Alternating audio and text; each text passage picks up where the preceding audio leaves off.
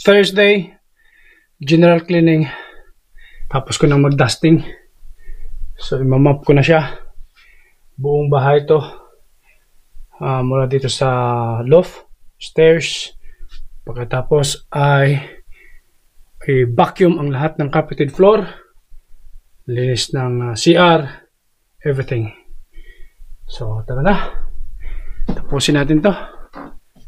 Dami ko pang gagawin, no? Yung mga damit tutupiin. So, habang umpisa natin mapping na. Magmamap na tayo para tapos ng trabaho kagad. Okay. Maligam-gam na tubig to, nalagyan ko ng sabon para maging mabango.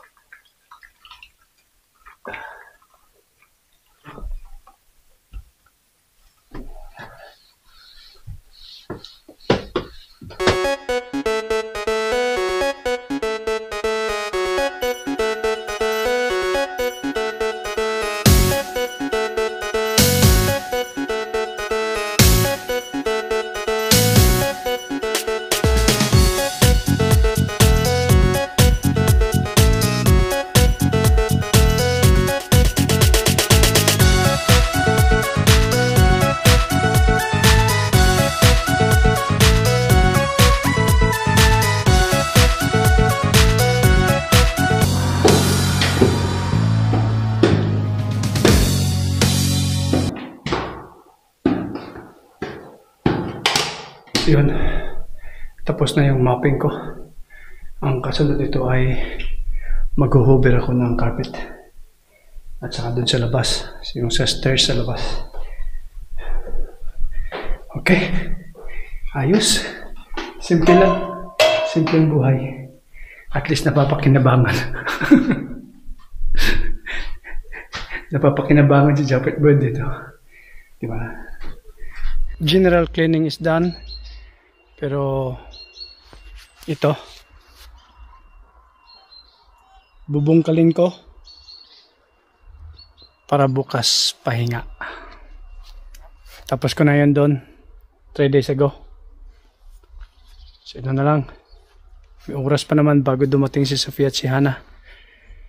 Para bukas, kasi gusto ko talaga magpahinga, yung tipong uupo ka lang, kakain, magme-merienda, manood ng mga paboritong Netflix movies. So, gusto kong tapusin kagad. Bubungkalin ko to para okay na thing. Para bukas pahinga.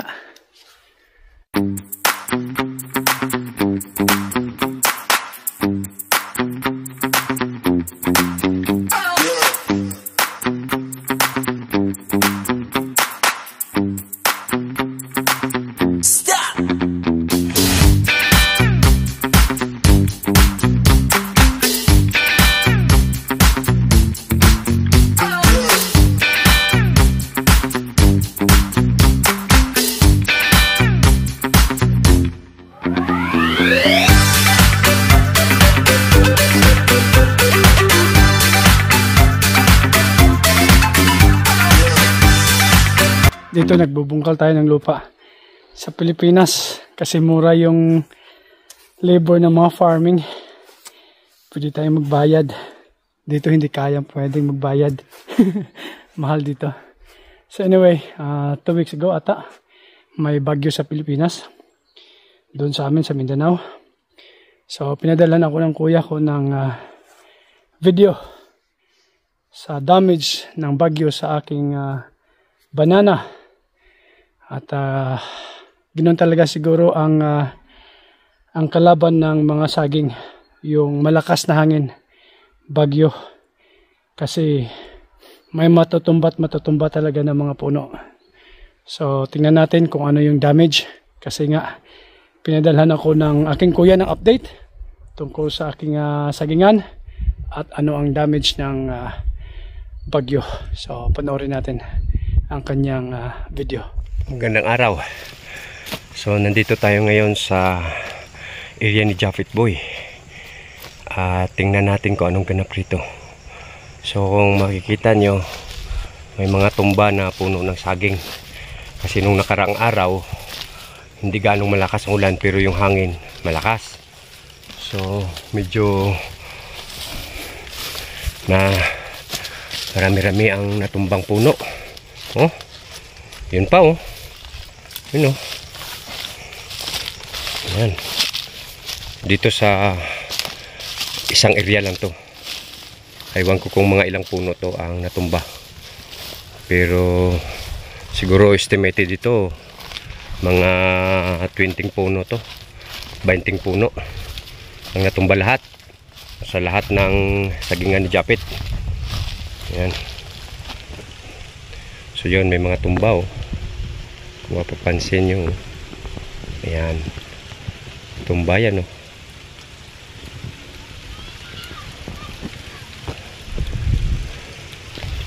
Yun. So tinitingnan lang natin yung area niya ngayon. So yung mga damo patay na dahil sa ito nga na-sprayan ito ng para sa damo. Pero ito naman ang nangyari. Oh, tumbang oh, maraming tumba oh. Medyo ilan-ilan ditong natumbang puno. Yan. Ito. Saka yun oh. Katabi lang. Saka ito. Sayang, malalaking puno pa naman. Yun oh. Hanggang sa dulo oh. Sabi ko nga nung nakarang araw, malakas ang hangin. Yung ulan, hindi gaano. Pero yung hangin talaga. Yun, ito yung kalaban ng saging pagka may malakas na hangin. Oh. May mga natutumbang puno. Hindi ko na lang bilangin kung ilang puno itong natumba. Pero ilan-ilan din to. No?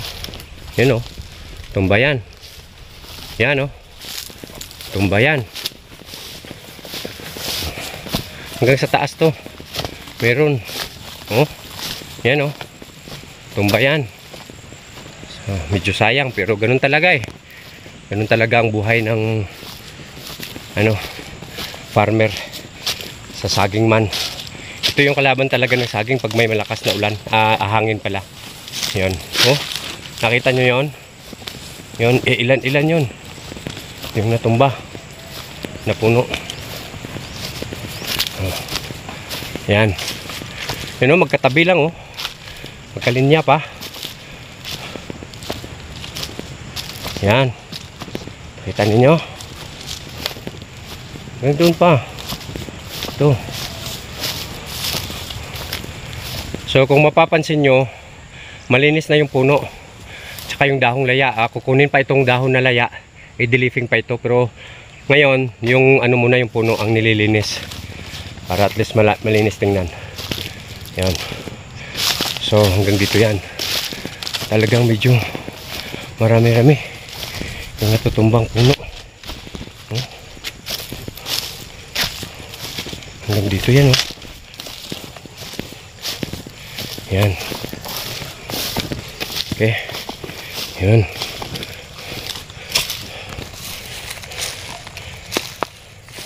Tingnan mo yung naglilinis ng puno ng saging. Nagdala talaga sila ng yung naggumawa sila ng nila para pag umulan, meron silang masisilungan. Ayan. May dalawang bata oh. Ayan. Ito sila, may dala silang duyan. So ito ngayon yung sa kabila. Tingnan natin. Pasensya na kayo ha. Medyo lang yung camera natin. Dahil hindi naman tayo vlogger. Ito request talaga ito ni Japet Boy na kailangan O tingnan nyo. Malinis na. Diba? Dito banda sa taas, malinis na yung mga puno ng saging. At saka tingnan nyo, lumalabas na rin yung mga bunga. Namumunga na. Ilan-ilan na rin to. Marami-rami na rin itong namumunga rito. At saka ito ibabaging na ito. Babalutin ng cellophane. So ito ngayon nangyari. So kung mapapansin nyo, meron ding mga natutumbang puno rito. Ilan-ilan din to. So ito rin yung nandito yung naglilinis na ng dahon. Kinukuha na nila yung dahong laya. Yung layang dahon. So ito yung asawa nila doon sa baba. Yun sila yung naglilinis ng puno. At saka yung mga asawa nilang lalaki nandito ngayon. Sila naman yung kumukuha ng dahon laya, no? Layang dahon. Ngayon, tingnan nyo, kung mapapansin nyo, mayroong mga natutumba ring puno rito. Yun, no? Medyo sayang, malaki na kasi ito, mamumunga na ito eh. Pero wala ho tayong magawa. Dahil ito nga, kalaban talaga ng saging ito. Pag mayroong mga lakas na hangin, talagang natutumba sila. Pero ganun pa man, hindi dapat ito ikalungkot dahil talagang ganito talaga yung sitwasyon. Meron talagang ganito. Pero ang importante, meron namang mga punong tumubulit, yung tinatawag namin ritong saha. Ayun, yung ganyan, pareho ng katulad niyan. Oh. Saha ang tawag diyan. Matutumba man yung pinaka mother niya, at least may sumusunod, no? Meron namang tumubo. Ayun ang pag-asa natin. So ito sila yung naglilinis naman sila. Ito naman sila yung naglilinis ng dahon. Yan. So yung mga asawa nila dun sa baba naglilinis ng puno. Sila naman yung kumukuha ng dahong laya. Ayan. Mapansin nyo. So dito hindi gaano marami ang natumbang puno. Pero dun sa baba medyo marami-rami doon. Kasi doon talaga medyo sa hangin yun eh. Pero ilan-ilan din yung natumba rito. Oh, tingnan nyo. Ayun o. Ayun. Hanggang doon yan sa dulo, mayroon talagang natutumba ron. Puntahan natin. Pasensya na kayo, medyo mahaba itong video natin ngayon. Siguro, pero tingnan nyo. At least makita ninyo kung anong ganap rito sa area ni Japet. Dito sa kanyang sabingan. So ito ngayon nangyari. So may mga damo rito na kahit anong spray mo, mahirap patayin ng ng herbicide, no? Tingnan nyo dito, pero at least ito hindi ito humahaba, no? Hindi ito tumataas, I mean hindi ito tumataas na damo. Okay lang. Pero ma-sprayhan ito ulit, siguro mamamatay na ito. Ayan, no? Yung mga punong natumba. Okay, dandahanin natin. Ayan. Okay. So yan. Hanggang doon yan ay marami pala, oh. Hanggang doon pala yun, oh. Okay lang. Ganun talagang buhay ng saging. Hangin talaga ang kalaban nito eh. No? Wala ko tayong magagawa eh. Hindi naman natin pwedeng pigilan yung hangin. So, ganun talaga. Pero at least may natitira. Hindi to katulad sa ibang lugar.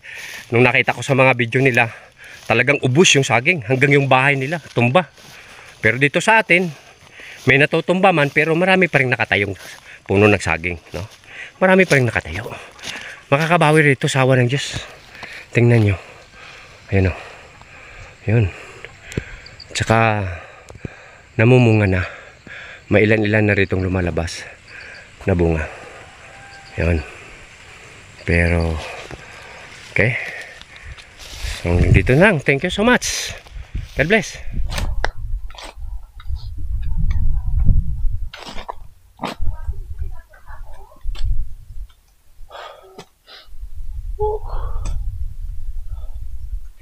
Finish for today. Tingnan yun. Ganda din gawing exercise yung ganito. Parang cardio. Yung mabigat na cardio. Kasi when you dig, you flip it over yung lupa. Babaliktarin mo talaga yung lupa. So masarap. Maganda. Magandang exercise din. So yun. Tapos na. So, anong masabi niyo doon sa aking banana farm, yung damage? Ang daming natumba, no? Binilang ng kuya ko, mga halos 40 ka puno, almost. Pero anyway, okay lang yun, ganoon talaga. May saha naman yun. May panibagong saha na naman na tutubo. Hindi mo na kailangan magtanim uli. So, kaya lang, gastos ka na naman ng abono. Yung round weeding, spray. So, ganoon talaga pag farmers, yun ang kalaban ng farmers. Pero ang unang kalaban talaga ng farmers sa amin, yung presyo ay halos hingiin na lang ang saging. Parang ganoon talaga. Hindi naman sa ang dating administrasyon, yung China bumibili ng saging sa Davao, Mindanao, Cagayan de Oro, ayun, Cebu. Kaya yung aming kumbaga yung supply and demand, ang daming demand, talagang mahal yung saging dati. So pero ngayon yung demand siguro dahil hinito ng China ang pagbili ng saging sa Pilipinas, bandang Mindanao. Awan ko lang sa bandang Luzon, pero doon sa bandang amin, mga locals na lang na mga buyers ang bumibili. Tapos binibintata nila sa Manila, ang consignment nila Manila. So yun, okay lang yan, ganun talaga pag farmers. So dito farmers din si Japot Boy. garden farmers boy. So yan, tapos na ang aking pagbubungkal at time to take shower, time to relax. At least bukas wala na akong gagawin, paupo-upo na lang. Kung gusto kong mamasyal sa Opava, pwedeng pwede. Tingnan natin kung ano ang available bukas. Basta ako bukas wala na akong gagawin, relax na lang. See you next time. Bye for now.